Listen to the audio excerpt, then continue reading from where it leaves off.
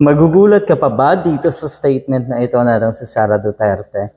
Naku, hindi na. Kahit hindi ka umimik, alam na ng taong bayan, alam na namin kung ano yung nasa isip mo. Kahit wala kang sinabi, kahit hindi ka nagsalita, magsalita, alam na ng taong bayan kung sino ka, kung ano yung nasa utak mo, at kung ano yung estado mo sa isyu na ito ni Kibuloy. Huwag kang ewan. Hindi ito bago.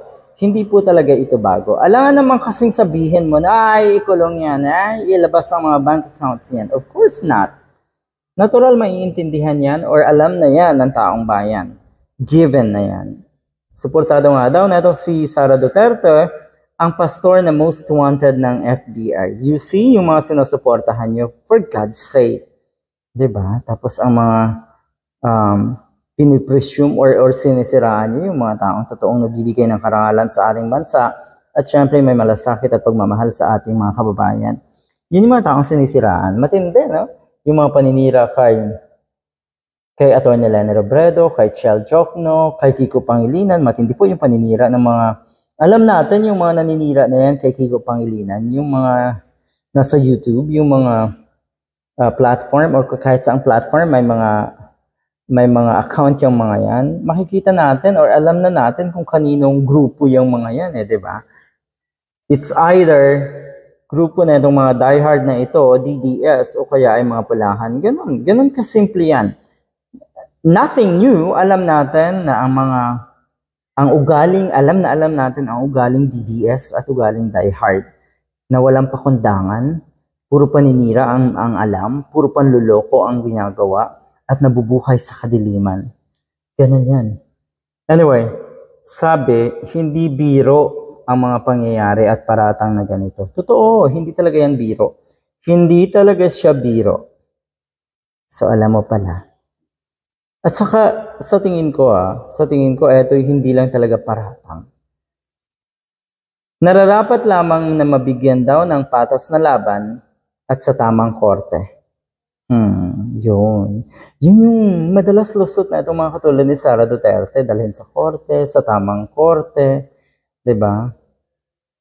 Ay mali yung korte sa US, doon inihain ang kaso. Lawyer ito si Sara, pero parang kitang-kita mo na para lang suportahan yung kanyang kaibigan, kanyang idolo, sabihin na natin, magpapakabububuhan, magpapakatanga, ang ibig sabihin.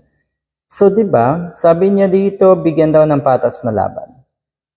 Okay. Talaga? Paano? Paki-define yung patas na laban. Kung etong nangyayaring pagpatawag sa kanya, formal na investigasyon ang mangyayari, in aid of legislation, kaya may mga ganitong proseso, alam natin yan. At dapat lang talaga na paimbestigahan dahil meron tayong mga committee dyan sa Senado na nakatalaga sa bawat welfare, sa bawat grupo ng mga kababayan natin. Katulad nga ng hinahawakan ni Riza Ontiveros na Committee on Women and Children Protection. Anyway, kung ano man yan. So, yun. Patas na laban. Ngayon, ang kapal ng mukha niyong humingi ng patas na laban. At kailan naging patas si Kibuloy? Ibig mong sabihin, tama, mabait sa inyo. Tama, kaibigan si na Robin Padilla. Tama rin na kaibigan at mabuti kuno kina Cynthia Villar at sa kanyang family. Pero sa ibang tao, demonyo. Tapos sasabihin niyo, patas na laban. How dare you?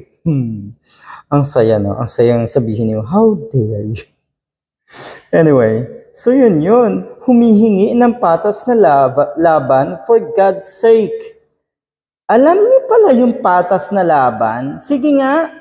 Nung panahon ng kampanya, nung panahon ng eleksyon, naging patas ba ang laban? Punyeta itong mga turin. Ang kakapal ng mukha na maghanap at humiling ng patas na laban when you know you are never fair, Sara Duterte. Parang ang sayang magalit pala minsan. Nandito ako sa terminal kasi dito sa Banton Port kasi pag walang customer, may tao naman ako nagbabantay. So dito ako vlog, gumagawa na ito. Walang editing yan. Kung ano lang yung maisipan natin gawin, meron lang tayong konting reference. That's all. Wala tayong script, katulad ng inaakala ng iba dyan. Justice and the truth cannot be achieved in trial by publicity, but by a day in court. Yun pala. Iniisip nila trial by publicity yon. Okay, ganito. Sino ba ang gustong maging in public etong lahat ng ito? Hindi ba si Kibuloy? Okay? Sino ba ang gusto na etong issue na to? Etong kaso na ito ay maging sensational. Di ba si Kibuloy?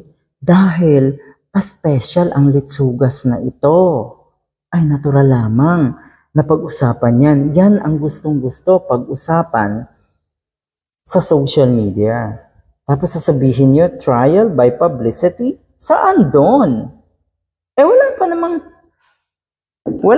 nagsasabi na, okay, guilty ka, okay, ganito ka. Totoo na maraming akusasyon. Pero kaya lang kasi, yung gawain ni Kibuloy na patago-tago, talagang people will presume na guilty. Dahil totoo, kahit sa ang kultura yan, pag ikaw ay patago-tago, may kasalanan ka. Either criminal ka, or meron kang pinagtataguan mo ang batas. Diba? Good luck!